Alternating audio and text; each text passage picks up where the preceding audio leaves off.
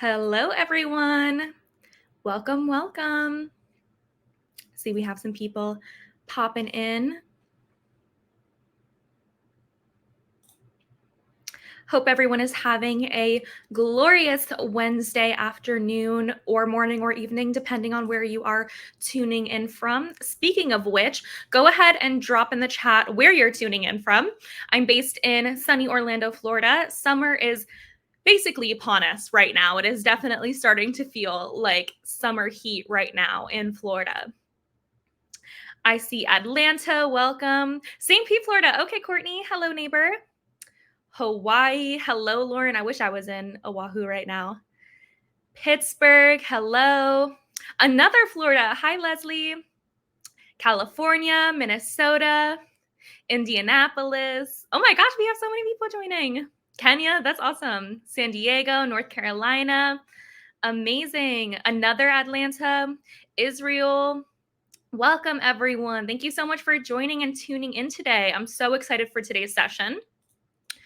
So now that we are a couple minutes in, let's go ahead and just jump right through. So everyone, welcome to Whale Watching. This is our Triple Whale quarterly webinar series where we chat best practices, tips, tricks on how you can level up your brand from our industry experts. So today's topic is all about how your brand can market with confidence and increasing revenue in 2024, which I think is all of our goals. So after today's session, you will have a much clearer idea of how your brand can adjust and scale your marketing strategy in 2024 and beyond.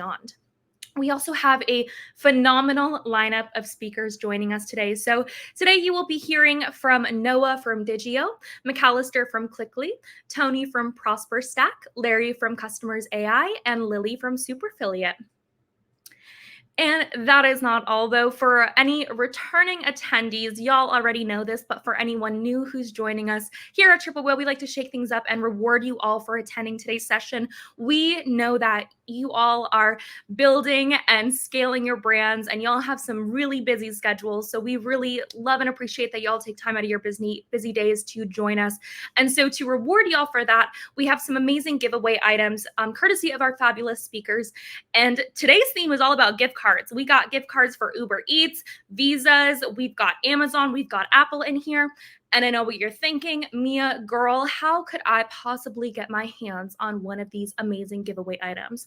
So the answer to that question, the number one way that you can win these giveaway items is by staying engaged in the chat. I am literally going to be just blindly scrolling the chat to choose our winner for each of these giveaway items. So stay engaged. If a speaker says something that, really sticks out to you, chat about it. If you have any other tips and tricks that you want to share, chat about it. Even if you're just sending emojis or just having a good time or having conversations with other attendees, keep that chat engaged because that's how I'm going to choose our winner. And please stay engaged because it'll be really embarrassing if I go to scroll and there's no chat there. So help a girl out. So without further ado, let's go ahead and get into things. First up, joining me on the stage, I have Larry Kim from Customers AI. So Larry, come on up here. Larry Kim has been named Search Marketer of the Year by PPC Hero, Search Engine Land, and the US Search Awards. He founded WordStream, which is a leading provider of AdWords, Facebook, and keywords tools used by over 1 million marketers worldwide and managing billions of dollars of ad spend on behalf of tens of thousands of customers. WordStream was acquired by Gannett, a parent company of USA Today, for $150 million back in July 2018. So since then, Larry has then founded Customers.ai, which is the leading website visitor identification and customer journey platform used by sales and marketing at companies of all shapes and sizes. So welcome, Larry, to the stage. Without further ado, I'll go ahead and pass it over to you. The stage is all yours. Awesome. Thank you, Mia, and thank you, Triple Whale audience. It's great to be here. My topic today is, of course, how to market with confidence and increase revenue in 24. Couple ideas I have for you today, but let's just set the table here. Look at all this data that we used to have. It's been a difficult couple of years. I think probably that's why companies like Triple Whale are doing so well, because of the kind of the analytics famine. with the death of various systems and platforms that we've come to depend on for generating the return on investments for our businesses or on behalf of our clients. Changes like Firefox dropping third-party cookies, or iOS doing the same, and Chrome apparently embarking on a similar journey. There's just the signaling data and tracking data that we used to rely on to both attribute success as well as to create campaigns in the first place is kind of it has been diminishing, and as a result, things that we used to be able to easily answer in products like Google Analytics are no longer easily answered confidently. Show me what customers who visited the website in the past 7 days and currently have an open opportunity in Salesforce or whatever. Like just the situation. I feel like I'm preaching to the choir here for the Triple Whale event here, but as a result, a small minority of marketers consider themselves being able to use attribution to achieve strategic objectives, and so this is just a setup. But it brings me to the topic here, which is how the heck do we solve this? And our take at Customers AI is that it's time to really, double, triple, quadruple down on your first-party data collection and to take action on this first-party data. So let me explain this idea a little bit more. So Customersai.ai is a provider of a first-party data pixel. The way it works is we put this on your website, and it just enriches your first-party data by providing significantly more information about the visitors, the previously anonymous visitors that land on your website. The way it works is just think of it as a very sophisticated data enrichment where we can not only, I'm sure you're familiar with, for example, enriching website data to include geo data like city, state, etc. Like we just take that to the next level by allowing you to enrich your first-party website visitor data with all sorts of additional attributes, such as their email, their phone number, their demographics, their mailing address, etc. And this is your first-party data. It is. It's not like using Apollo or ZoomInfo where we're just giving you lists of people, random people. Like these are the people that you've attracted to your website through your various marketing channels, and we can make that so much more valuable. That first-party data so much more valuable by enriching it with additional context, which you can then use in your campaigns this year.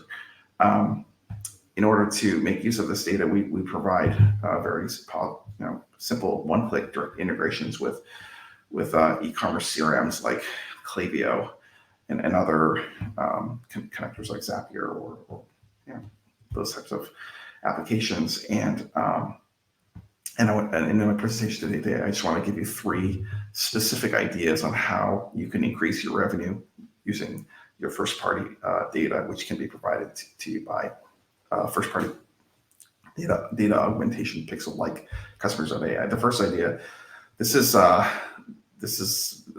to expand cart abandonment automations by targeting the browsers who either view the product but didn't add it to cart, or the people who added to cart but didn't log in.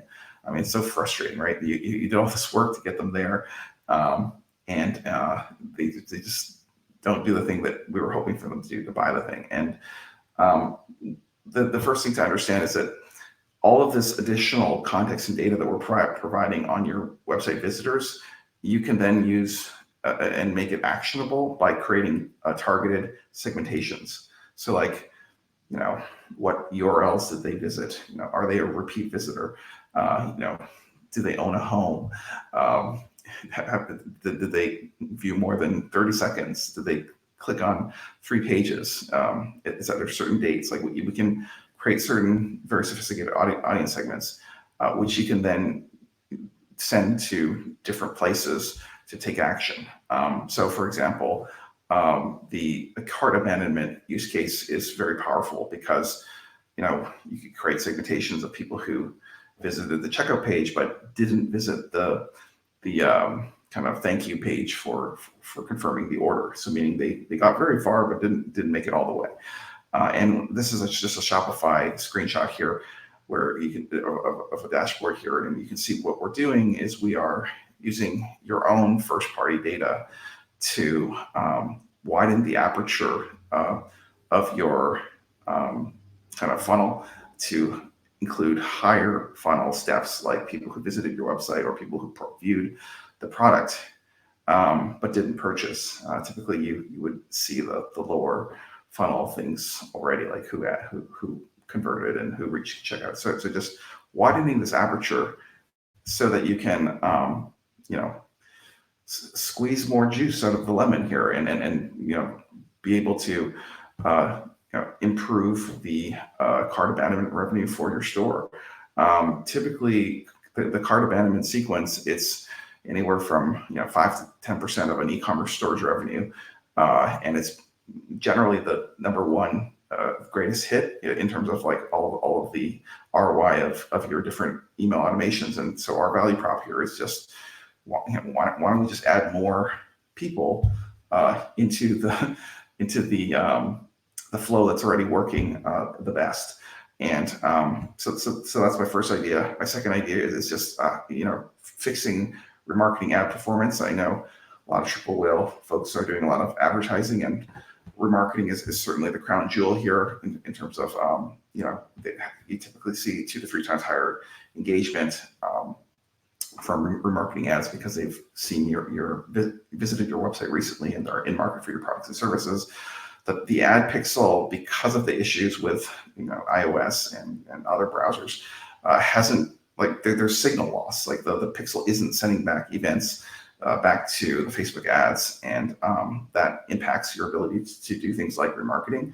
And what we're suggesting here is that using your first party data, you can kind of figure out who the heck is visiting your site, and then open up a server connection and send that data back to the ad managers so that you can remarket like it's 2018 again.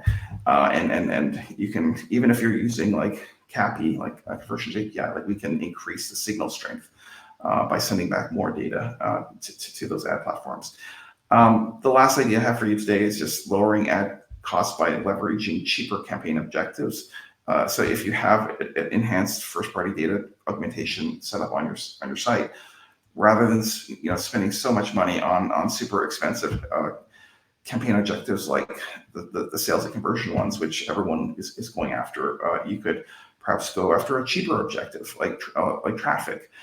You could then, using the magic of segmentation and augmentation, kind of group and organize these different people and follow up with them with either email directly or through some sort of a remarketing funnel. So that's everything here. Back to you.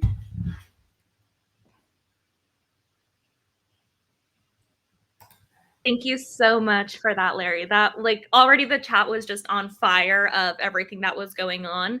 I think we just lost Larry. I think he's back. Okay, beautiful. So, Larry, before I officially have you exit the stage, I do have a couple questions for you because I think you brought up some really amazing points. So the first thing that I want to know, and I think is important for anyone who hasn't explored first-party data yet, I want to know, in your opinion, how important is first-party data to e-commerce marketers? Well, this is your competitive advantage, Mia. Like, this is, what do you have over the competitors? Right. And it's the data that you've accumulated and the understanding of how to use that data over time. And that used to be given away for free by the ad platforms like Google and Facebook, because there was like a decade where they had the best analytics tools, and and it was all for free. But now, Google Analytics is complete crap, and the analytics in all these other ad platforms is crap, and the amount of data that they're giving back is crap. So like basically, we've come full circle. The companies that are going to win, in the next 5-10 years are the ones that stockpile first party data, are able to understand it and act on it.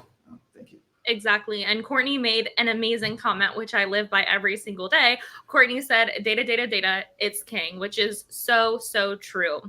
And my next question for you are or actually, I have a question about Customers AI specifically. So how is Customers AI different than other tools that are out there? Sure. The way I would describe it is that there are other first-party data pixels, but I would view them more as data, just a data services. So what we provide is a layer on top of the data, those data providers, to actually, do stuff with this data. So if you look at this picture here, what we're saying is like, it's not just like, what are you going to do with 100,000 emails, right? And it's like you could actually hurt your deliverability and stuff like this. You could do all sorts of crazy things to shoot yourself in the foot.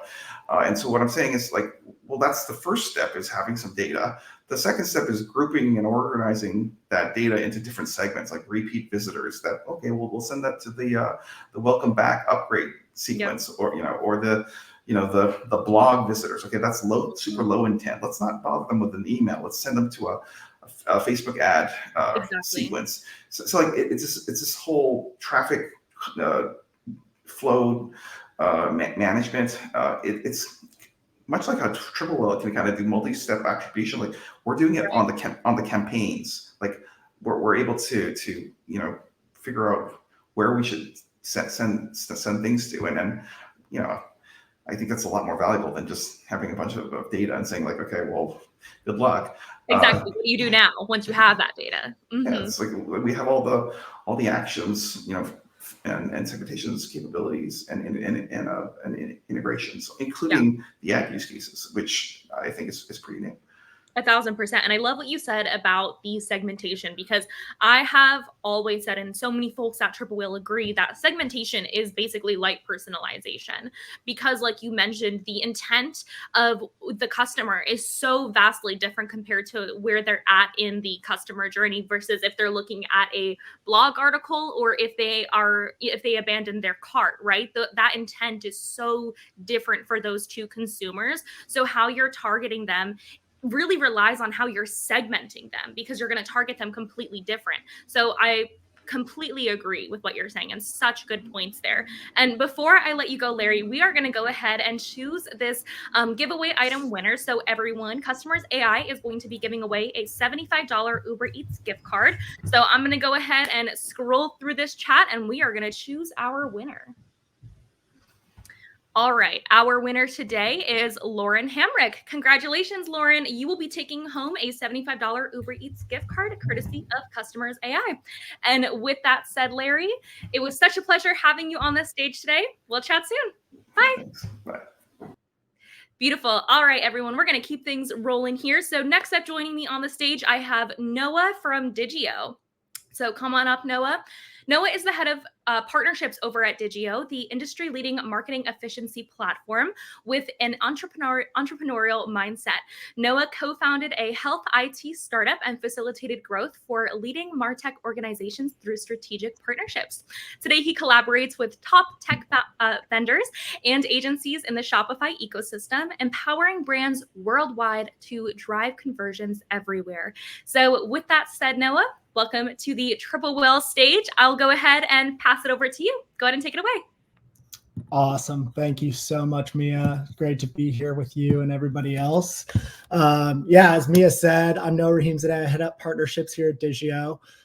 She did give a little background, but I'll round that out. So I've spent my career as an entrepreneur and MarTech partnerships leader. So I started the career by co-founding a health IT startup out of college, and then went on to help enterprise MarTech orgs like ReturnPath, who some of you may be familiar with, Airship, and Movable Ink scale through partnerships. Just before Digio, I actually spent 2 years building the partnerships program from scratch at Malomo, which is a Shopify order tracking platform that many of you may have heard of on the call. And I'm now here at Digio to continue helping e-commerce merchants grow. So with that in mind, today, I'd like to have a discussion around why identification and data are major keys, as DJ Khaled would say, to building the confidence you need to grow your e-commerce business. First, a little bit about Digio, just to sort of set some context for what I'll be discussing. So we work with 1,700 D2C brands like Andy Swim, Death Wish Coffee, Everyman Jack, and many others to create what we call marketing efficiency with things like guided selling quizzes and intelligent conversion rate optimization that not only can increase on-site conversions, but also helps brands transform their email and SMS programs by helping them to first better understand their customers, but then also be able to confidently take action on that data within those channels. And what we see here are just some averages, some average increases that our merchants see across the board. So the ability to identify 5x more site visitors with the added bonus of being able to consolidate up to 5 apps, a 3x increase in on-site conversions, along with a 10% increase in AOV, and 20% of total email and SMS revenue. Now for we rounded out Digio. Let's move on to a totally natural transition. What do dating and D2C marketing have in common? If you have any ideas, please drop them in the chat. Would love to get some chatter about this. As Mia said, we're going to be picking winners based on engagement. So fire away. Surprisingly, dating and D2C marketing are more similar than you might think. 70% of romances begin as friendships, and 71% of consumers expect companies to deliver personalized experiences. I know this is a bit of a stretch, but let's think about it a little bit, right? If I'm looking for a date, am I better off approaching someone, that I've never met, probably in a bar, and offering some cheesy pickup line? Or am I better off getting to know somebody, realizing we have similar interests, and then based on that, asking them if they'd like to do something that I'm confident now that we'll both enjoy? Unfortunately, I can sort of tell you from experience that one of these has generally led to a hard pass, while the other provides a sense of confidence that really goes a long way.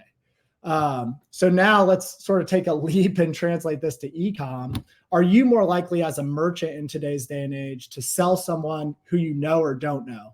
Think about like someone whose preferences you're aware of or unaware of, someone whose demographics you've captured or haven't captured. Just some examples, like someone who's a man or a woman, tall or short, likes coffee or likes tea, enjoys the beach or the mountains, right? If you know these things about your customer, you can be much more confident in your approach and therefore much more likely to convert them as a result. And it's important to remember the stat, right? The vast majority want you to know these things about them. Okay, moving on from my dating life here, let's talk about why it's harder than ever for brands to provide personalized experiences in today's day and age. Obviously, things like GDPR, Apple and Google privacy changes, and the deprecation of third-party cookies have certainly made your job as a D2C marketer much more difficult. Then to add fuel to that fire, it's never been more imperative for brands that they provide personalized experiences. Just given competition has never been more fierce. And as we saw, consumers demand these tailored customer journeys. Brands must find a way to deliver or risk losing customers to rivals. The good news is, after all that bad, is there are some easy ways brands can solve for this challenge.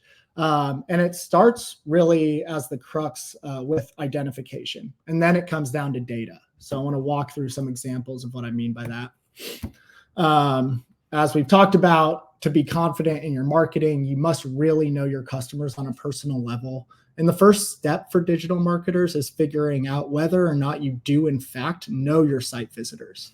In this case, on the slide here, we don't know who Adam is, but actually just knowing what we don't know is an advantage in and of itself. Since we know we need to learn more about Adam to have a shot at converting him, we've set up a funnel specifically for that purpose. We know he hit our site from a meta ad, so we offer him a special incentive to drop us his email address. From there, we provide him with a guided selling experience, better known as a product recommendation quiz, to capture a ton of data on Adam and get to know him more personally. Then we'll use that data to serve on-site product recommendations, increasing the likelihood of a purchase in that session. But the really cool thing about how we identified Adam is that we can use all the data that we just collected on him to also retarget him via personalized email and SMS flows. And I'll talk a little bit more in detail about what that looks like here in a second. Okay, now let's take Samantha here. She hits the site and we identified her as a Klaviyo subscriber who has never purchased. Since she hasn't taken our quiz for us to be able to provide personalized product recommendations, we hit her with a pop-up encouraging her to do so. And we could actually even incentivize that with some sort of special offer just to get that first party and zero party data and then serve those recommendations both in the site session, but also retargeting through email and SMS. In this example here, Sam takes the quiz and is served products that align with her wants and needs based on what she provided to us. And then she purchases on site as a result. Okay, now a real life example. So Andy Swim is a luxury swimwear brand whose entire site is optimized to provide customers guided buying experiences.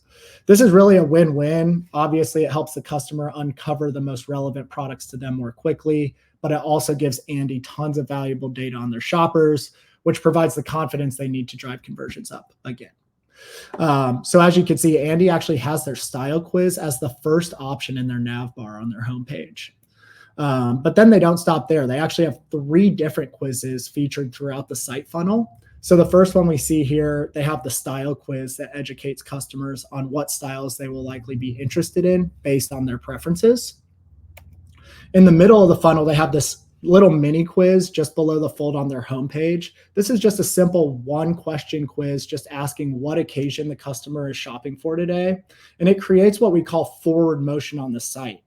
And then it also guides to a collections page as well, which is just another way to personalize the on-site experience and encourage action in session. And then finally, the third quiz here at the bottom of the funnel, they have their Fit Finder quiz. So Andy, as a swimwear brand, right, now they know a bunch about the customer, but size could still be an issue. So they ask a series of questions that help them find the perfect fit, giving the brand and the consumer confidence the products being recommended are a great match. And even after all that, mentioned this earlier, our merchants don't stop there on site. They actually use this experience to capture email and SMS opt-ins as well. And then all the zero-party data that they're capturing on their customers is fed back to Klaviyo or Yotpo or PostScript or Attentive or any other messaging platform, email or SMS, all in real time. So in this case, Andy's passing all their data back to Klaviyo, their ESP, and using it to trigger automated emails and personalized campaigns. These triggered emails have over a 70% click-through rate, just showing how effective they can be at retargeting someone who may not have converted on site initially, but then they can confidently take action from a completely personalized email. And then while the quiz complete triggered emails are fantastic, Andy can use all the data they've captured to retarget throughout each customer's entire life cycle. Just a quick look at results specifically for Andy. They're pretty incredible. So they've seen a 55% increase in year-over-year revenue from their automated email flows that leverage the zero-party data, 71% click-through rate on those retargeting emails, and a 343% increase in conversion rate overall. So really massive impact here for Andy. And this is what a lot of the merchants who are leveraging the Digio product suite are seeing. So that's basically it for me. With all that said, if you'd like to learn more, I'd love to connect one-on-one with you. We actually also have a special offer for webinar attendees. Just let us know when you fill out the form or email me that you came from the Triple Whale webinar to receive our preferred partner discount, being a Triple Whale partner here, and an additional 25% off your first 3 months on top of that partner discount if you sign up. So just scan the QR code to schedule a call, or like I said, feel free to reach out to me directly, noah@digio.com, NOAH@digioh.com. And I'd love to connect one-on-one, speak with you all soon. Thanks so much. Thank you so much, Noah. That was such a good presentation. I never thought of the analogy between like what D2C has in common with dating. And then like everyone was just popping off with the best answers ever. I gotta check it out. Courtney that said ghosting. I was like, wow, that is a perfect answer. Love that. Yeah, I got to scroll back through the comments. I was locked into the press. There was some good ones in there. Definitely scroll through. And we also got some really good questions too that I want to go through a couple of them. Yeah. So Courtney asked, how many funnels is too many funnels? Oh, good question. So if we're talking specifically about a quiz, I think a lot of that unfortunately depends on the category that the merchant's in and their ultimate goals. Like obviously most of the time with a quiz, you're wanting to drive people down a funnel to purchase. But for more complicated products or new entrants, for products creating a new market category, all in all, you might want to use the quiz for education and just use zero-party data that you collect to retarget via email and SMS rather than driving on-site conversions. So the good thing about Digio is actually we do the entire setup and strategy for brands when you get signed up with us. So we can help you optimize the number of funnels, the type of funnels, all oriented around each brand, regardless of industries, specific objectives. Okay, cool. So that actually ties right into the next question that we got from Ben regarding like where the questions come from for the quizzes and who designs the quiz. So I think it sounds more of like a question of like, are there options for, out of the box quizzes that are readily available? Yeah, so we actually have like, I don't know how many it is. I want to say 300 plus quiz templates in the platform that you can sort of pick and choose from and just make, easy edits to get something live more quickly. But we actually prefer to build most brands' experiences completely custom to them, just to make sure that it's completely on brand. It's tailored again to the goals that you're looking to drive. And that takes a little bit longer, obviously, for our team to set that up. Working hand in hand with the brands that we bring on. But ultimately, we feel that's the better experience and going to drive better results over time. No matter what tier you're in terms of like pricing and packaging with Digio, you do have that dedicated onboarding support. So it's a great resource for any brand who's looking to leverage something like this. Perfect. Amazing. Okay, cool. There's still some questions in there that I'll let you go through the chat and answer. But before I let you go, we're going to go ahead and choose this giveaway winner for a gift card. So I'm going to go ahead and scroll on through here. And our winner today is Courtney. Courtney Fiala, congratulations. You will be taking home a $75 gift card, courtesy of Digio. Congrats, Courtney. All right. Amazing. Thanks so much. Thanks, everybody. Thank you so much, Noah. We'll chat soon. All right, everyone. Next up, me. So I'm going to be chatting with you all today on behalf of Triple Whale and our take on today's topic. First off, I'm going to do a quick vibe check. Everyone drop in the chat how everyone's feeling so far, how everyone is enjoying today's webinar. I'm really excited to chat a little bit more with y'all. It's not super often that I get to be both the host and the presenter for Triple Whale, so I'm excited. All right, I see Renee, great overview, awesome. Maddie, all good vibes. Okay, cool. Everyone's having a good time. I'm excited. I'm really happy to hear this. So we're going to go ahead and jump right in. All right, everyone. So today I am going to be chatting with y'all about ROAS. So the reason I want to chat about this is because we're talking about how you can market with confidence and increase revenue, right? So I want to chat with y'all about unveiling some ROAS data that our team has reviewed throughout this year so far. And then also we're going to jump into some insights and predictions that this data is telling us and that story that the data is telling us. So before we dive in, for anyone who is not familiar with who I am, who am I and why should you care about what I have to say? So here's a little bit about me. So I have been in this industry for the last 5 years. I actually started out on the brand side of things where I worked for both a skincare brand and a fitness startup, and I managed their partnerships. Then I was really intrigued on the tech side of things. So I pivoted and worked with a variety of different tech startups and tech companies.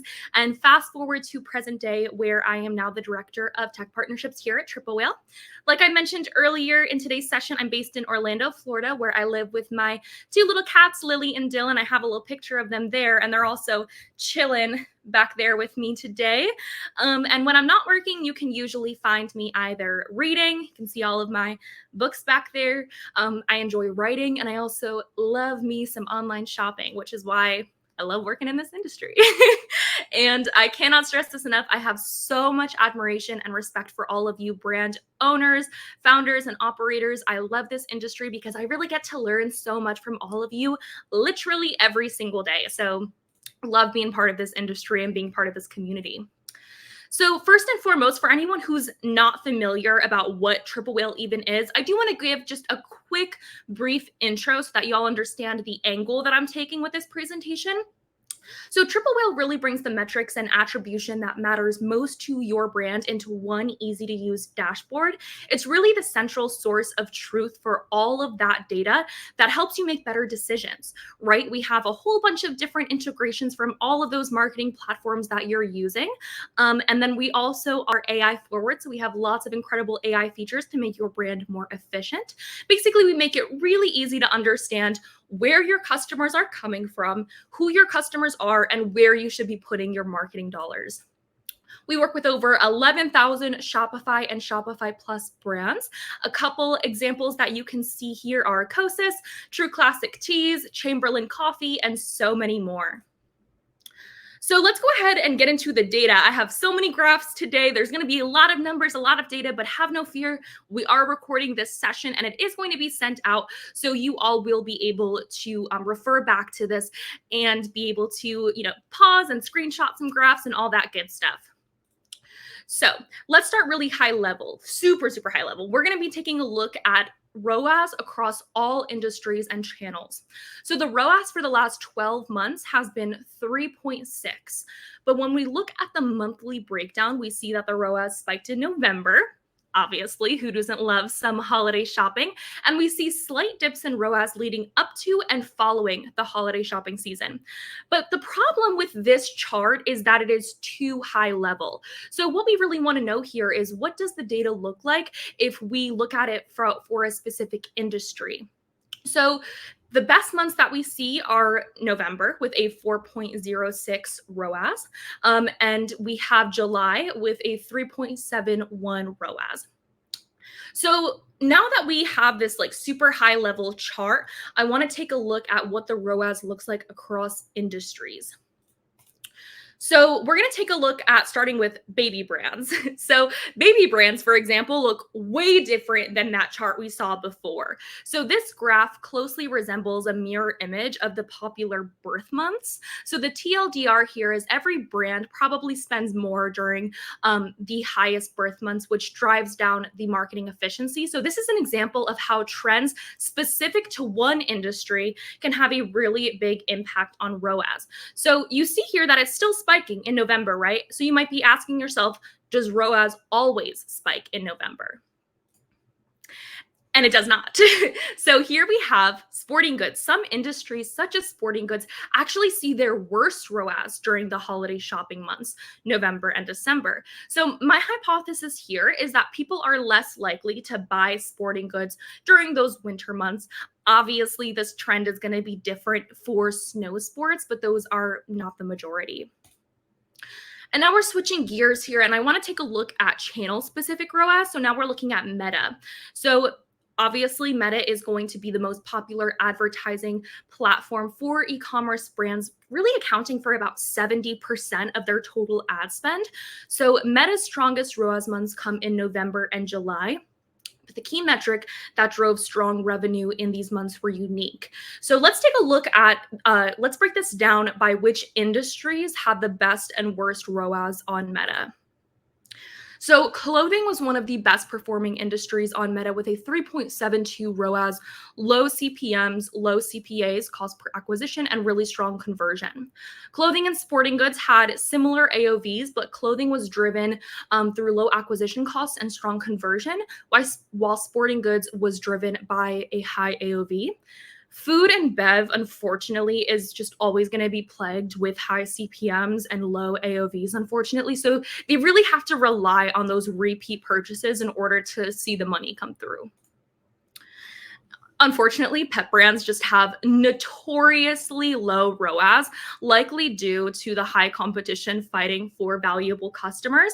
But ROAS spiked towards the end of last year and honestly has been holding strong so far in 2024. When we look at the difference between the best month being January and the worst month being March, we see that the rise in AOV was driven by an increase in AOV and lower top of funnel costs, which include like our CPCs and our CPMs. So let's take a look at health and beauty now. I know that we have a lot of health and beauty joining us today. So we see a more stable ROAS throughout the year with spikes in July and November. Both of these months are driven by really strong AOV, and these could likely be the months when people are stocking up on their health and beauty essentials for the year. And of course, like health and beauty brands typically have some really awesome Black Friday and holiday sales as well. Now let's take a look at TikTok. I know TikTok has probably been on a lot of our minds recently. So for TikTok, we see a spike in AOV in the summer months and another spike for the holiday shopping season. In August, strong ROAS is driven by high AOVs and low CPMs. In November, they're driven by strong click-through rates and strong conversion rates. However, the flip side with TikTok is like, you don't really want to be fooled by this data because the TikTok AOV is significantly lower than Meta. TikTok AOV is going to be around like $40, where Meta AOV is around like $90 plus. And here are some of the top performing industries on TikTok. So clothing just completely crushes it on TikTok. They have cheap customer acquisition costs and really high conversion rates. Think of all of like the hauls that you see on TikTok, those kind of content, that type of content performs really well on TikTok. Clothing also usually makes for really good like impulse purchases. Electronics is a unique example of an industry that has a higher AOV that does succeed on TikTok.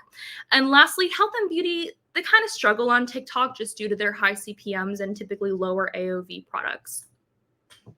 Now let's take a look at electronics because I mentioned them before. So the ROAS chart for electronics is quite fun because you're steadily building up to August, you're dropping off, and then steadily building up again to February, exactly 6 months later. So the spike in August was driven by low CPMs and high conversion rates, while the spike in February was driven by high AOVs.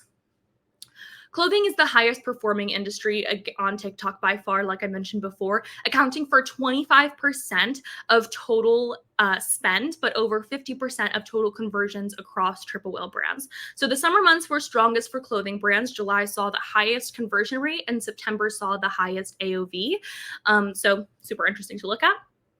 Now, when we're talking about all of this data, I have some insights I want to go through because all of these graphs and all of this data is really interesting to know, but what story is this data actually telling us? So starting off with insight number 1, after analyzing the data across the industries and channels, it's clear that ROAS is driven by 3 key factors. 1, how much are you paying for your ads to show up in front of your customers, aka auction costs?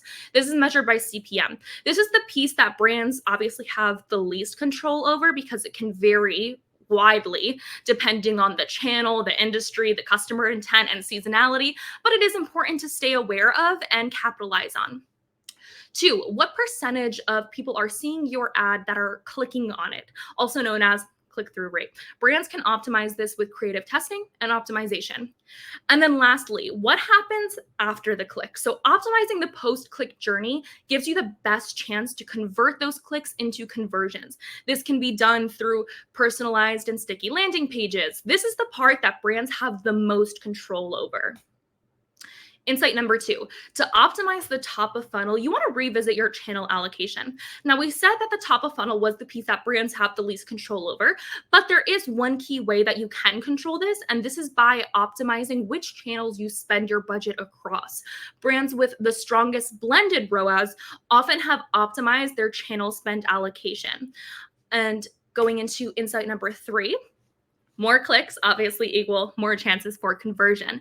So creative that stands out is going to be key for strong click-through rates, resulting in lower cost per clicks and a higher ROAS. So maximizing your click-through rate gives you the best chance to gather clicks at a low cost and potentially turn those clicks into conversions. So the key here is to have creative that stands out and catches the eye of the viewer. So of course you can do this through A/B testing to figure out what works and what doesn't work for your brand.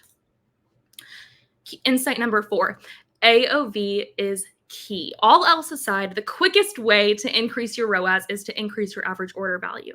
So ways to increase your AOV could be bundles, price increases, free shipping offers for orders that are slightly above your current AOV. I'm going to dive into this a little bit more in our predictions. So now we're going to go into predictions. We went over the insights, right? That's the story that all of the data is telling us. Now, based on that data, what can we predict for the second half of this year and going forward?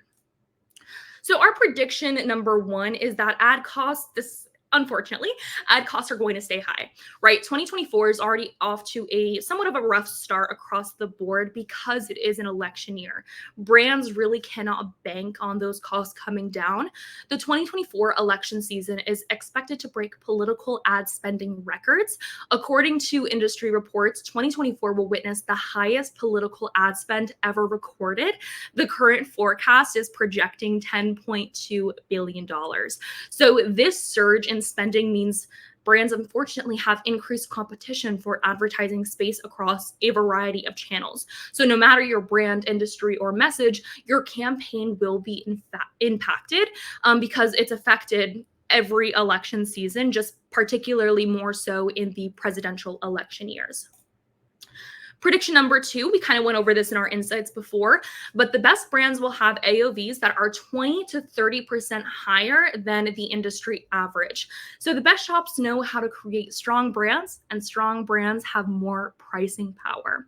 So industry-leading brands know how to capitalize on this and prioritize to maximize their AOV. This can be done through, again, higher prices in general, smart bundles, free gifts for spending X amount.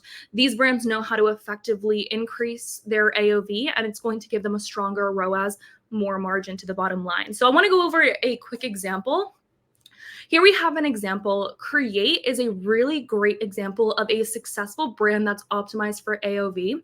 So traditional creatine powder is about like $10 per serving, whereas Create gummies are $70 for their best seller. So they really tell a solid story and explain the science behind their entire product and their brand, which validates the price point, especially with all of the details that they go into of the science behind their brand. So if you are looking to increase your AOV and want some ideas there, Create is a really great brand to check out. Prediction number 3, focus on conversion rate and optimizing the customer journey post-click. This is going to be coming back into Spotlight, and I'm going to go into an example real quick to show y'all. So here we have laundry sauce, which I love as an example. So when you're going onto their website, and I'll drop this in the chat. Let me pull up their homepage real quick so y'all can go play around and check it out. They have a really great landing page. They just really optimized their landing page very well. They have a scent discovery kit on there, which is super fun. Let me go ahead and put their landing page in there. That way you guys can go check it out because I know my video is a little bit fast.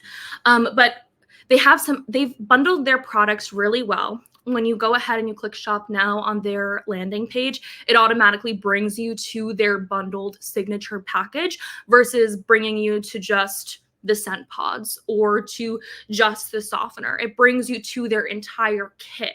So that goes back into our last example of optimizing for AOV, but also really maximizing the most out of that post-click. Once you actually get those consumers onto your landing page, how can you maximize those clicks?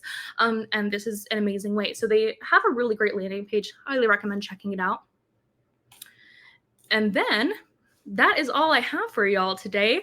If you all are interested in chatting a little bit more about this, I have my email on here, mia@triplewhale.com. If you have any questions about what I chatted about, like I said, we're going to send this recording out, but if you want me to send you this slide deck so that you have it, feel free to reach out to me. And I talked about Triple Whale a little bit in the beginning, but if y'all are interested in trying out Triple Whale, feel free to drop in the chat and we can get y'all started. We actually have a free dashboard that you guys can get connected with and start playing around with now to have a better understanding of your brand's data. And recently, Triple Whale unveiled the next generation of Triple Whale, which is our Triple Whale AI Mobi. I included a QR code here that y'all can scan to get onto the wait list because this is going to be super cool. I have a quick little GIF on the side that shows you that you can actually, it's kind of like Chat GPT, where you can actually like chat with Triple Whale and build customized dashboards using your own data. It's very, very cool. Gives you a lot more customization with how you're actually interacting with your data and visualizing your data. So if you all want to try that out as well, you can go ahead and scan that QR code and get on the wait list. But that is all from me for today. Before I pass it over to our next speaker, I'm going to go ahead and choose our giveaway winner for our $100 Visa gift card. So I'm going to go ahead and scroll through here. And our winner today is Danielle Beeson. Congratulations, Danielle. You will be taking home a $100 Visa gift card. I will get that sent your way after today's presentation. And Ben, I saw that you said you missed the QR code. Have no fear. I can send you this deck, or actually, you know what? Let me drop the actual wait list in the chat so that you guys have it. All right, cool. I'm going to drop this link in here. So for anyone who missed the QR code, that link that I just dropped is going to take you directly to the wait list. So y'all can sign up for that. All right, perfect. We are going to keep things rolling here. And next up joining me on the stage, I have Tony from Prosper Stack. So Tony, come on up. Everyone, Tony is a B2B SaaS veteran of over 15 years. Tony has served many roles from technical support to product sales and customer success before serving as president of CATS Software, an HR tech software company. In 2020, Tony co-founded Prosper Stack to help subscription businesses to automate retention. Tony, welcome to the stage. Yeah, thanks for having me, Mia. Of course. Without further ado, go ahead and pull up your screen and I'll pass it over to you so you can tell us all about what you're sharing today. Perfect. Yep, just let me quick find it here. There we go. Let's let me know if that works out okay on your end. All right, looks good. All right, well, thanks for the intro, Mia. I really appreciate having you having us on today, and I'm excited to talk to everyone about maybe a slightly different approach than what we've been going over so far. So let me scroll up to the top. There we go. So really what I want to get across today is that we're going to be talking about retention.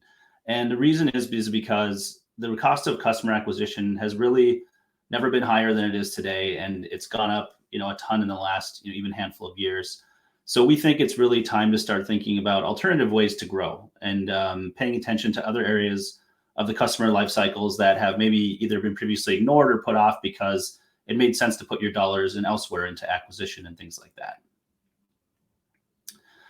So again, my focus today is going to be on retention and specifically those with subscription models. So for those of you with subscription models already or thinking of creating maybe a membership or product subscription model in the future, these are definitely some ways that you can get ahead of the curve on thinking about retention and how to hang on to customers instead of having to spend extra dollars to acquire them. Because, as we know, as many people know, it is up to 7 times more expensive to acquire a new customer versus retaining existing. And as I alluded to last slide, acquisition costs in the last 5 years alone are up about 50%. So more and more competition for your products, for your ad dollars and everything is really starting to add up. But what kind of impact can improved retention actually have? So in this case, I just took an example of a $10 million business that's growing 40% year over year, but churning somewhere standard in the D2C space of 10% monthly. Reducing that churn to even by small amounts, even to 7.5% would mean annual growth rates increasing from 40% to 62%, about almost $250,000 in annual saved revenue. And that, of course, just leads to improved key metrics like lifetime value, which unlocks spend in other areas, whether it's an acquisition or advertising or things like that. you can always reallocate those dollars everywhere to keep those ratios intact. So when you talk about retention, the easiest thing to kind of talk about is churn, and churn kind of lives in two different ways. And number one is in involuntary or passive churn. We know that as dunning processes, so things like failed payments, credit card expirations, or even forgetfulness on the end of the customers. Maybe they have a new card, a lost or stolen card, and they need to update it. That's when they're potentially going to churn out of your platform unintentionally. And then we have voluntary or also active churn, where the customer is actually making a conscious choice to cancel your product or service. And that's where we can have different strategies to help in both ways. So number one would be reducing involuntary churn. So some different ways to do this would be in the form of automated notifications. This can be from email, from SMS, or in-app if you have an application or product that they can log into. You want to make sure that you offer options and alternatives. So credit cards, ACH payments, whatever the case may be, you can offer different ways to pay. And different payment methods tend to have better acceptance rates. So you don't have to always rely on one. If you can add a backup payment, things like that, giving those kind of options. You also want to make sure to easily update, have ways to easily update payment methods. So this would be from notifications, directly linking to that update page so that your customer can really easily make that. Don't make it tough for them to find where to do that. And then from a platform side, or different add-on side, you want to make sure that you're being really intelligent and about when you're retrying payments. So, now modern technologies are using AI and developing models onto when the best times to try a payment is. Or looking at the decline rates and the reasons and figuring out some different strategies and segmenting based on that in order to improve that. And on the right-hand side here is have a really simple but clear example of something like a Spotify, where they're letting the customer know the payment failed, but giving them a really clear, easy call to action to fix and correct that problem. So these are some things that you can do from the involuntary side. And where we tend to specialize is going to be on the active, more active churn side, and we have a lot of different things that we recommend when it comes to reducing voluntary churn. So again, voluntary churn being the act of intentfully canceling a product or service. And really what you can do to reduce involuntary churn is going to be implementing a self-service cancellation flow. What we recommend, those components of the flow would be to segment and personalize the flow, reinforce value, gather data and learn why your customers are canceling, because with that data, we can not only inform ourselves as to what we can do about it right now in this moment, but we can also leverage that data and pass it off to other external systems to reactivate and win back customers later on. We want to leverage that data, present alternatives to cancellation, make sure we're testing different strategies, just kind of throwing your first offer and what you think works out there. It's probably not going to be the best. So we have a mechanism set up so we can test different strategies against each other. And as important as all of this to us is really being fair and just to the consumer and your customer as well. So you want to make cancellation, easy to access and use. Don't go down dark patterns or deceptive practices. You might have heard in the news, Amazon getting kind of gone after by the FTC. So there's some things that are happening in this space that you want to be mindful of, but really just want to be fair to the consumer and do things right. So kind of breaking down those different strategies that we can do is number one, and we use segmentation everywhere, right? You guys use them on acquisition, on upselling, and when it comes to cancellation, you don't want to ignore segments of your customers as well. So segmenting can mean lots of different things to different businesses. It could be someone who's received an offer before who's attempted cancellations. It could mean that they're a high value customer, that they've been around a long time. So you can inform and offer an alternative to cancellation that knows that they've been around for 5 years, 6 years, whatever that case might be. Maybe they're a brand new customer and they just converted off of a free trial model or had their first order delivered. And these are things that you can segment out by and make sure you're offering the correct incentives to stay that are also justified on the business side. Second, you want to make sure you're reinforcing value wherever possible. So if it's a matter of, how many orders they've received, how much good they've done on just receiving those orders, or things that you've done on their behalf, you can bring that dynamic data into a cancellation experience. You want to further, personalize the flow by greeting them by their name, or bringing specific KPIs into here. So you've all got hopefully some amazing, platforms like Triple Whales and things of the world that you can bring some of this data in from, and really start informing the cancellation flow.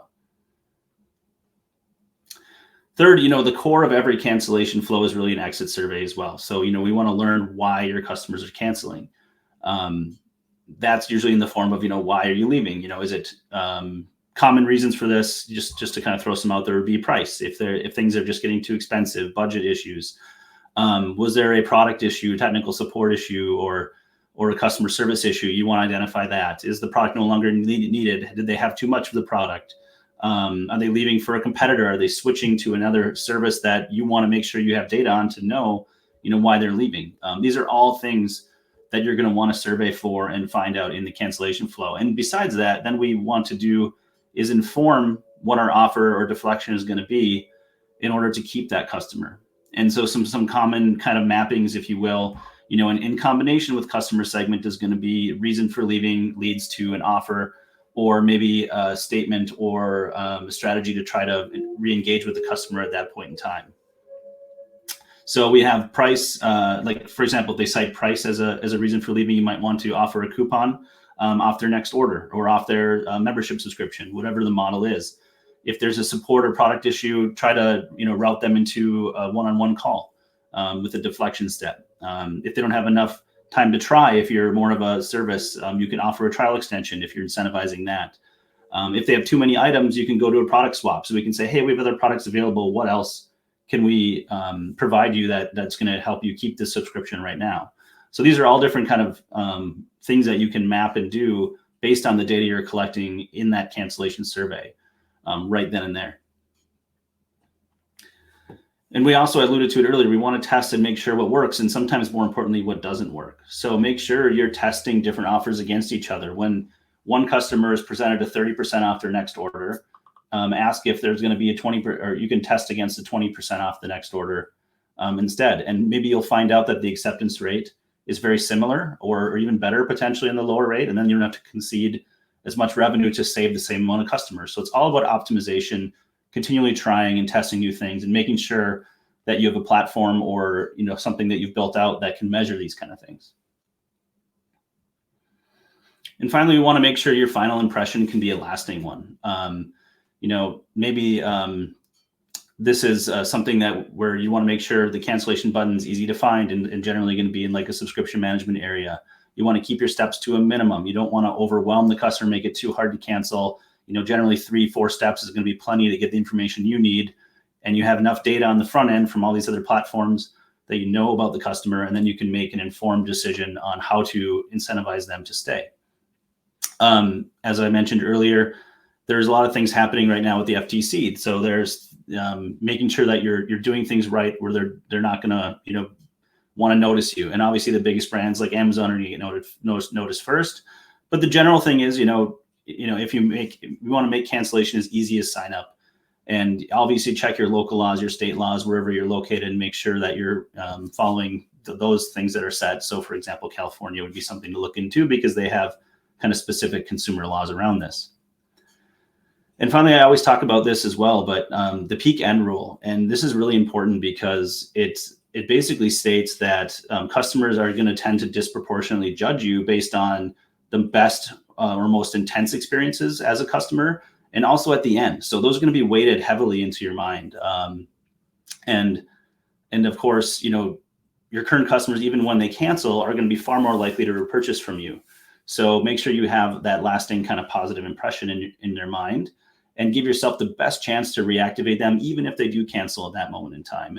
And one thing, Mia, I was thinking about is, just to get if there's anyone in chat, but everyone's kind of got a story of like, maybe it's a really great way a company's treated you, or it was just a really big pain to try to cancel that. So maybe something for picking the gift card winner if people want to share either a really great experience they had or a terrible cancellation experience they had in the chat, we can pick a winner from that. And again, you don't have to name names of companies if you don't want to, but you can just kind of talk about what you had to go through and the steps and hurdles you did and how frustrating that was. But that's something that we could maybe pick a winner from if not. But yeah. So again, thanks everyone for today. That's going to be, kind of an overview of how you can tackle retention in a subscription model and things you can do to improve it and what kind of impact that can make on your bottom line. If you're interested in something like this, the big part is that we're partnering with different, payment subscription model billing platforms like the Recharges, Bold, Shopify's of the world. And it makes kind of plug and play ProsperStack really easy to use. And if it's something you're interested in checking out, we can offer 20% off for the first 6 months of your service if you just mention this webinar. So thanks again for your time today, and looking forward to hearing some questions and picking a winner.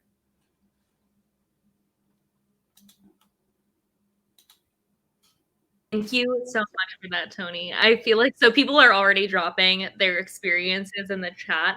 One that I had, it wasn't necessarily with a brand, it was more so with a service, but it was one of those experiences where you try to cancel it and they bring you, like, they make you jump through hoops where it's like, actually, do you want to pause? Actually, do you want this discount? And it literally, I had to answer like 6 questions in order to just cancel it. It made it impossible. And it just makes you like really upset and angry and doesn't make you want to come back in the future, because it's like, if anything happens again, I'm going to have to go through that entire process. So I totally get it. There was actually some really good questions that came through for you, Tony. I'm actually going to scroll through the chat and find some that we have here.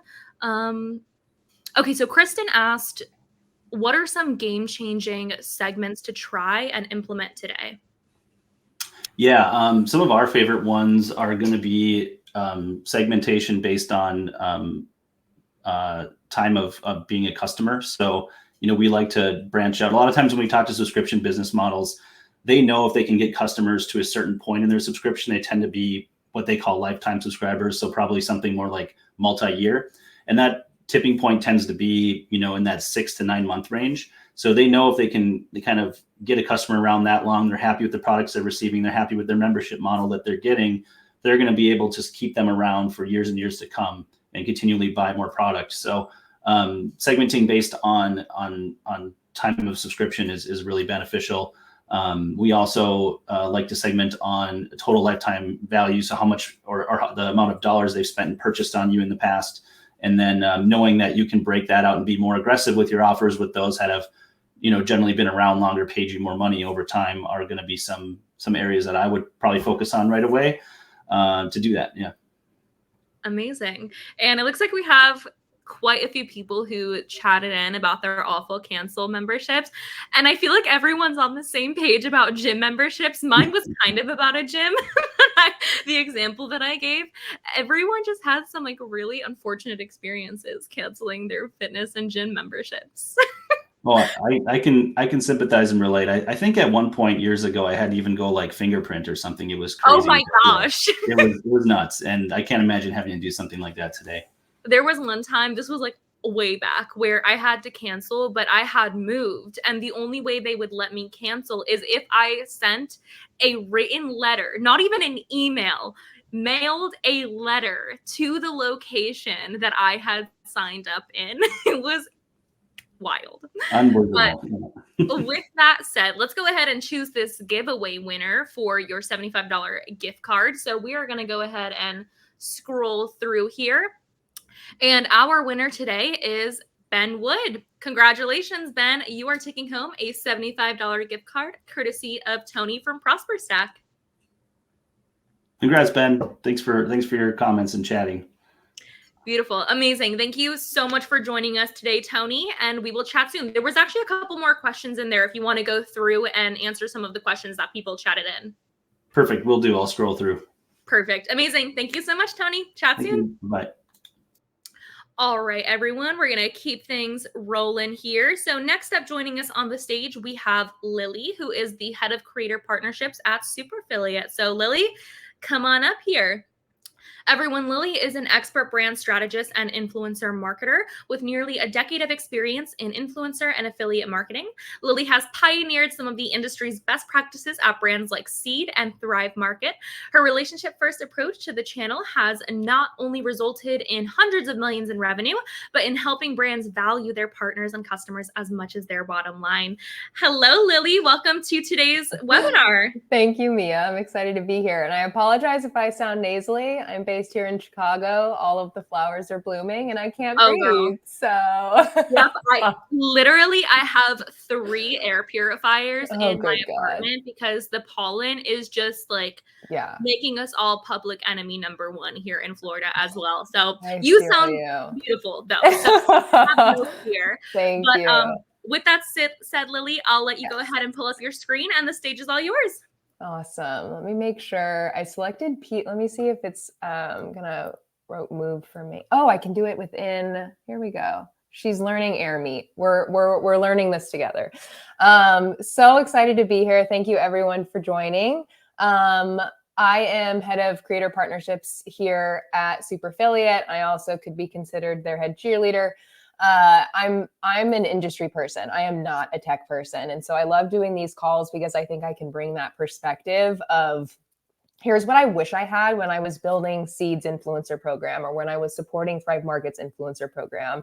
Superfiliate is revolutionizing and streamlining how brands amplify their word of mouth channels. And I'll kind of get into the definitions of what I mean by word of mouth. But let's get into it, hoping that I can expertly navigate using AirMeet. So here at Superfiliate, we transform word of mouth programs that look like this. I'm sure you guys have all seen emails. You're a part of maybe referral and loyalty communities or affiliate programs where it's just a little outdated, frankly. So we transform these programs that look like this into commerce experiences that your customers and creators will be excited to use and share. Everything from the portal to the co-branded landing pages to the on-site widget, and even to the back-end analytics. We don't have a screenshot of like what those dashboards look like, but they're equally as beautiful. So with Superfiliate, you can run all of your word of mouth programs in one place. And so by word of mouth, we mean ambassador, affiliate, influencer, loyalty, referral, creator, however you define your word of mouth channels. Superfiliate can support the growth, the amplification, and all of the tech that's needed to actually leverage word of mouth, which is obviously the creator industry is getting bigger and bigger and bigger. Superfiliate can help you streamline all of them in the same place. There we go. So we're going to dive mostly into the referral and loyalty and the affiliate and influencer capabilities within Superfiliate. Obviously, those are the big ones, but again, there's so many other offerings that we'll be able to talk about on a separate call. But first things first, you can manage and scale a best-in-class referral and loyalty program. So you can get cash back on purchases and referrals, milestone-based gifting, on-site and post-purchase experiences, subscription, email, SMS integrations, automated program activation management, and passwordless login. We're basically making your referral and loyalty customers feel as if they are brand ambassadors and feel as if they are affiliates. I know that we've probably all been in referral and loyalty programs before where you're like, I think my link worked. I'm not sure if my friends are using this. Superfiliate makes the experience for your customers not only engaging, but we can gamify it with you. We're true partners in this space to help you leverage and improve your referral and loyalty program, which obviously is a huge way to drive revenue because those are your brand evangelists. They're already obsessed with you. They're already paying customers. The one way to drive revenue and just increase market confidence is by working with your customers and giving them the resources that they need to succeed in talking about your brand. You can also manage and scale a best-in-class affiliate or influencer program. It says or, but it's also and. Affiliate and influencer programs. Again, all of your creators, regardless of size, can have co-branded landing pages for every creator. In my experience, creating and running influencer programs, sometimes it's only the podcast partners that get the mudwater.com/Lily customized link because the tech lift for your internal teams, it's just a lot to create these beautiful co-branded landing page experiences. Superfiliate streamlines that. So whether you have a micro affiliate with 500 followers or a mega influencer with 500 million followers, every creator is empowered with their own co-branded microsite. You can have an unlimited number of programs within Super Affiliate. You can have product seeding campaigns. You can do commission or flat rate rewards with in-app payouts. A completely branded creator portal, and I could do a whole presentation about the analytics and reporting, and also promotions. You can change up what the different promotions are that your affiliates, influencers, and referral and loyalty customers are able to share. There we go. So all this to say, you can say goodbye to affiliate links that drive customers to a shop all or product page. And with Super Affiliate, every link is transformed into a personalized co-branded landing pages. And so this is a good example here by Florence, this beauty brand. They've leveraged their creators a ton with Super Affiliate, and the landing page experience is so beautiful. And we'll get into kind of like why personalized co-branded landing pages. One of the biggest reasons here is that personalization and curation just drive higher conversion rates. There's more revenue, it's program ROI, and it's creator engagement.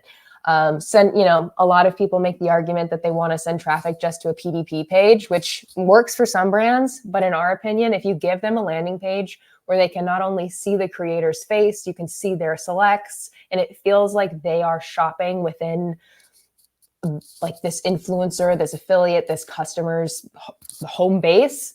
That is really what we see for our brands, and increasing revenue and increasing the conversion rates and lowering your CPAs and increasing your ROAS, basically all the good things that we want to do this year. And one of our brands that'll have a slide on later is one of our case studies that has seen a lot of success by leveraging Super Affiliate across their different word of mouth channels. So from the, obviously in the early days of working with Super Affiliate, you can choose from dozens of pre-designed front-end sections across hero sections, product pages, FAQs, and more. We take your brand identity and turn it into a landing page. We'll take the initial take and are open to as much feedback as you want, but I am always very surprised by how well our designers are able to emulate your brand on the first go. So this is the example that I wanted to share about Viva Raw. It's a pet brand. So just some high level anecdotes about how Viva Raw is succeeding with Super Affiliate. They have 9 different Super Affiliate programs. I know, Mia, that you have 2 cats. One also, I have 2 cats and 2 dogs. So a pet example was obviously going to be included in here, but they have different programs for cat only, dog only, vet only, specialists. That's a lot of different programs that they're managing to drive revenue. Across those programs, they have engaged over 20,000 plus creators and customers. Their Super Affiliate sales are about 20% of their daily revenue, which is a lot. By using Super Affiliate co-branded landing pages across referral and loyalty, affiliate, influencer, they've also increased their subscriber lifetime value by 106%. So we've got people coming back to always promote their Viva Raw links. Custom landing pages, obviously, for every Super Affiliate. Highest ROI acquisition channel are their word of mouth channels. They've 5x'd their daily referrals and 2x'd their loyalty enrollment. And they've also 3x'd on affiliate spend. They're one of our favorite brands. I mean, for me, just because it's the pet thing, but they're also such a strong case study as to why landing pages are the next era to your word of mouth channels. And it's the support that's needed in order to drive revenue. Super Affiliate has many integrations, obviously with Triple Whale, but we're just built for modern e-commerce stack across the ecosystem. So whatever you're using, we'll work together with you to make sure that everything is streamlined in the same place and within the platform. And when it comes to working with Super Affiliate, it's very quick. Again, this is software that I wish that I had when I was building Seeds Influencer Program when I was at Thrive Market, especially with how quickly we can get things live. So you're here, you're new, you're just learning about Super Affiliate. You install the app, you take an onboarding call with our team. A landing page creation is maybe the longest part of the process, but even still, it's 2 weeks max, maybe less than 2 weeks to create a fully co-branded landing page, portal, and widget for your team to approve. We'll have feedback. We're very casual people. We love a Slack channel. We love emojis. So we'll collaborate with you on a very deep level to ensure that you feel confident within Super Affiliate, but also excited about these different experiences for your word of mouth channels. Then we'll launch, we'll go live, and we'll do a 20-day post-launch review, performance review, strategy and expansion call. You'll probably get on a call with me just to talk about how things are going and how you can leverage your affiliates and influencers specifically. We're full of ideas, and we obviously love meeting people. And then this is just a quick competitive selling points. I don't really need to talk about this slide. I think that the rest of this deck, or this whole deck, was a whole bringing you guys up to speed on what we're building here. And so if you're interested in learning more, you can email Paul at superaffiliate.com. He'll probably give you an extended free trial. You can also email me. It's just Lily at superaffiliate.com, and we'd be more than excited to chat with each of you about how Super Affiliate can help increase your revenue on word of mouth channels.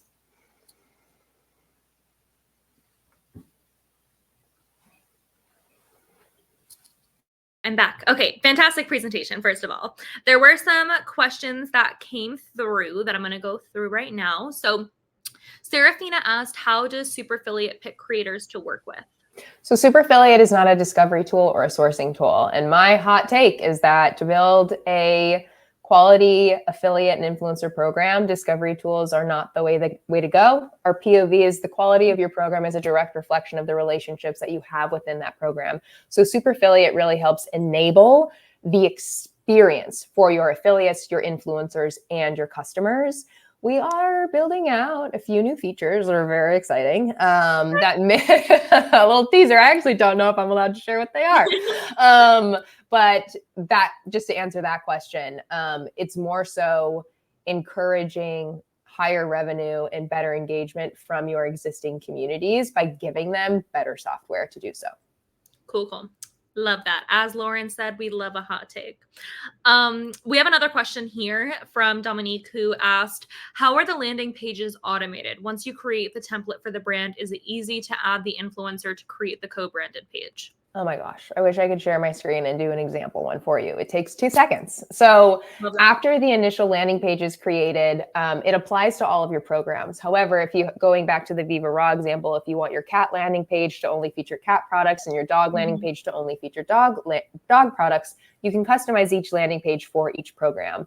But because Super Affiliate connects with Shopify, when you're adding a Super Affiliate to your program or they're applying themselves, when they select the code that they want, so I would choose code Lily, the same second that code is created, a co-branded landing page is also created simultaneously. So vivaraw.com/Lily is automatically created the second that the code is created. That's super cool. Instantaneously. We love consistency here.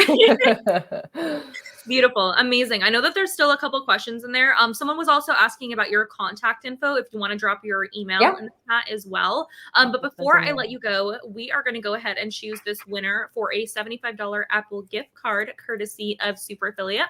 So I'm going to go ahead and scroll on through here. And our winner is Serafina. Congratulations, Serafina. You are going home with a $75 Apple gift card. Exciting. Congrats. Beautiful. Amazing. Thank you so much for your time today, Lily. And Thanks, we will Mia. chat soon. Bye. Beautiful. Okay, everyone. We are just about finished. We have one more speaker. I'm kind of sad. I've been having so much fun with y'all.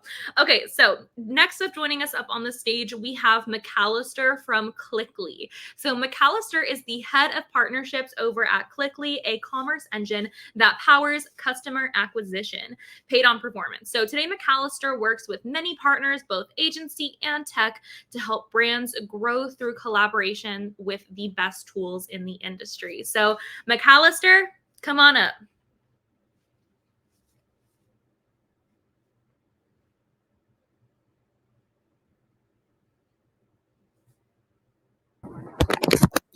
Hi, everyone. Thank you so much, Mia. I really appreciate it. Let me share. Of course. Yeah, go ahead and pull up your screen and the stage is all yours.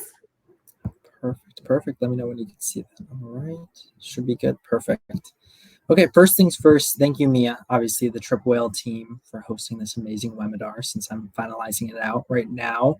Thank you for all the amazing partners who have spoken today, as well as all the amazing attendees who are speaking like crazy in the chat. I've been reading it the whole time. Before I get started, I do apologize. Same as Lily, I'm in Chicago, so I did get a little bit of a cold. So I do have a sore throat, so if I sound scratchy, please bear with me. I'll do the best I can. I actually shortened my slides a little bit to make it so I didn't have to speak too much. But yeah, I took an interesting approach to today's webinar. I decided instead of just speaking on what I think is best, I actually interviewed quite a few of our brands to get their thoughts on what they're doing in 2024 to really become more confident in their marketing ability, as well as what they're doing in order to increase their revenue. So first things first is what they all said is understanding the customer is the most important thing they need to do in order to be successful in 2024. They all agree that marketing tools are simply inefficient if we aren't targeting the proper customers with the proper marketing tools. Without understanding those customers through ways such as customer journey, what ad placements work the best or drive the most traffic and sales, you're simply flying blind. You're throwing out advertisements out there, hoping they reach the right consumers when they might not reach the right consumers. So when you have an understanding of your customers, that overall allows you to market with confidence, knowing that your marketing stack is going to be as efficient as possible. This then allows you to test your current successful marketing avenues with new ones to continuously grow and find new ways to drive revenue. That has been a theme actually today, which I'm happy to see is overall, I think everybody was agreeing, find what's working best and test out new avenues in order to continuously grow your revenue. So going piece by piece, I made sure to ask every single brand I spoke to, seeing what tools do they find the most helpful, what tools do they need to be the most successful, especially in 2024. And I promise everybody in attendees, Mia did not force me to put TripWhale up here. It was pretty universal that TripWhale was the multi-touch attribution tool that everybody was using. The only other one, because I want to not be biased, the only other one that people mentioned was Northbeam as well. If anyone would like to look up them as well. But TripWhale was 90+% of the multi-touch attribution tool that all the brands I interviewed were using. And overall, what is the importance that brands saw with TripWhale? So overall, the importance was simply having a multi-touch attribution tool is an essential for understanding the customer's journey, whether it's discovering what was the first click versus the last click, all the customer's journeys clicks in the middle, helping you to find out what sales stack was most effective throughout the journey, right? What customer channel was involved in it, what wasn't, and allows you to kind of pick out the ones that aren't doing successful and focus and hone in more on the ones that are being successful. And so you can be simply more effective with your marketing campaigns. So it's an essential tool that every single brand agreed was needed in order to be successful in 2024. I know it was, I can't remember who said it as well, but a lot of brands are leaving Google Analytics, especially with GA4. And I see more and more using Clickly and TripWhale together as we move forward.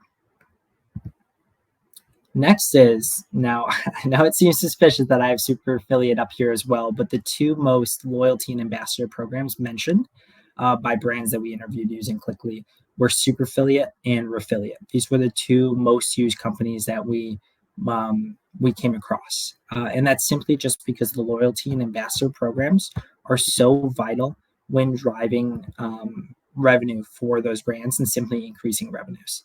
Now, what I actually found interesting is many companies that I interviewed that you wouldn't expect to have super successful loyalty programs were seeing a huge number of their revenue coming in through loyalty programs. Obviously, as we know, nutrition programs, consumable beauty industry has a very strong loyalty ambassador program. But we were interviewing also e-bike programs, e-bike brands, as well as home and decor and furniture brands that are using Clickly. And all of them had loyalty programs that were very, very successful in their growth and one of their largest goals in focusing on in 2024. So I think regardless whether you're in the vertical of a brand that uses loyalty and ambassador programs every day, or whether you're just testing out the waters, it's super, super important to focus on that, especially in 2024. As Mia was saying before, and another speaker as well, is CPAs are rising through the roofs. It's easier and more cost effective to keep customers that you already have purchasing your products than trying to get new ones. And if you're going to get new ones, loyalty programs and ambassador programs are great ways to reach that and grow your new audience base while making it as cost effective as possible. Next was reviews.io. They were the most mentioned, but there's a lot of other review tools that you can use in the Shopify space and e-commerce space in general. And this is simply when asking those brands what they found most effective. It was simply just having a way for the customers to review both the products as well as the company. So that way they understand more of what the consumers are looking for. They can understand what's most effective, what are the consumers enjoying the most. They can offer surveys to understand the customers even further, as well as it builds trust between the consumers and the brands. I can speak for myself and probably most people here that often you will simply look up a product or look up a brand, look up a company, and you'll check out the reviews to make sure that they seem legit, make sure you're comfortable with purchasing their product before you do if you don't recognize the company. So having those reviews on your company as well as your products are vital in order to continue your growth.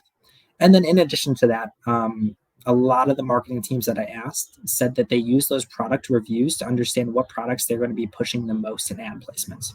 Whatever products are getting the most 5-star reviews, they're going to be using those to be the front-facing ads to get those clicks and get those sales driven to their brand. Next is just simply Attentive and Yotpo, but in general, just a very effective email and SMS marketing campaigns were super effective. I know we all probably have them running on our e-commerce stores, but overall, I think it's just a must need and something worth mentioning is they all agreed Attentive and Yotpo were the two that they were using the most. They were also using Klaviyo when it came to email, SMS tools. They said these were the best, the most effective, and the ones they found the most success with. And then last but not least, obviously I have to mention my own company since every single brand I did interview is using Clickly, so it's a little bit biased. So I apologize, but obviously I have to mention the company that every single brand I interviewed is using technically. So a few of them worth mentioning were Bloom Nutrition, Liquid IV, Vegamore, Lola V, which is actually Jennifer Aniston's brand. I haven't met her. I'm hoping to meet her through working with their brand, as well as Burke Decor, Cozy Earth, Kate and Lane, some of the names you might recognize that my friends and family and myself use. And then I asked them, why are they using Clickly and what do they see moving into 2024 if they'll continue using it? And if they are, why? And overall, their main takebacks were simply that there's no upfront costs and no contracts. They like the idea of not having any contracts moving into 2024 with it being election year, as Mia mentioned, as well as 100% commission base. So there's no upfront cost, no payment at all, monthly at all. And then they get to set their own commissions so they can choose how much they want to pay for what type of customers they're receiving through sales, and then only pay when there's a sale. So they seem to all really gravitate towards those 4 main points and prefer those when staying with Clickly through 2024. And that is everything. So those were the main tools when understanding your customers, so that way you can advertise more effectively, be more confident, and drive more revenue when talking to about 10 to 12 brands in the industry. I'm happy to take any questions.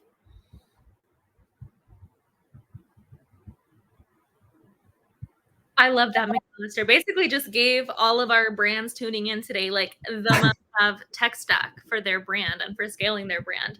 So there were a couple questions that came through that I want to chat about. Specifically, I chatted about this in the chat, but when you were going over review software, someone had asked, is it bad to have bad reviews? Like, should you keep bad reviews? Should you delete bad reviews? So I wanted to hear your thoughts, McAllister, on just negative reviews in general and how they affect brands.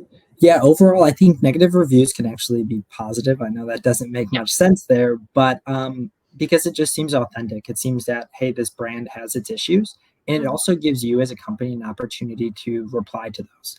if I go on a page and I see a negative review that's terrible, but then I see the company replies right away, they solve that issue and they handle that issue appropriately and get you a full refund or replacement, whatever it may be, then I still have trust in the brand, and I know I can trust them when I'm purchasing the product. That's exactly how I feel too. And Melina made a really good point that bad reviews are sometimes more informative than the good ones. Like, especially if you're an apparel company, for example, like maybe someone received, a size that ran too small. Then that gives me as the consumer a good idea to say, hey, maybe I should order a size bigger if it is running smaller. And that also is giving us as the consumer a better chance of having a positive experience, because now we've gained that insight that, hey, this product may run a little bit smaller, especially if you're using review software where you collected that zero party data from the customer. We are including the customer includes like their size, their typical sizing or weight or etc. And if you as a consumer are similar, it gives you a good idea of how which size you should be ordering. So totally agree with that point of view on negative reviews. They can sometimes, provide a little bit more of an authentic experience. And then I want to ask a question just about Clickly in general. I wanted to hear your thoughts on how you feel Clickly is different from other marketing tools in the industry. Because I know we talked, about so many different ones and so many different like the ideal tech stack. But I want to get your thoughts on how you feel Clickly is different from maybe some of your competitors. Yeah, thank you so much for asking that. Overall, I would say Clickly is not a one-all be-all. We don't say sign up for Clickly and delete every single other tool you have going on in your stack. We view ourselves as an additive channel. Most brands using Clickly are doing Facebook ads, or I should say Meta ads, Google ads, SMS email marketing. They're doing all of it. And Clickly is an additive channel. And what really separates us is obviously our commission-based model. Brands are only paying for sales. They're never paying for clicks or impressions. It's just a really brand-friendly model. There's no contract, so they could sign up and stop whenever they want. So it's really up to the brand to set what they prefer and the commissions they want to pay for what type of customers. And if they're comfortable, then they stay at that. If they're not, they can leave at any point.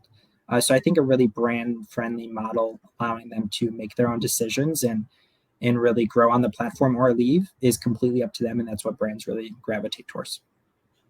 I love that. Okay, cool. Well, we are coming up on our time, everyone. So McAllister, before I let you go, we're going to choose this winner for a $75 Amazon gift card. It's actually funny because a couple of folks were chatting about Amazon reviews in the chat. So this feels very on brand with our conversation.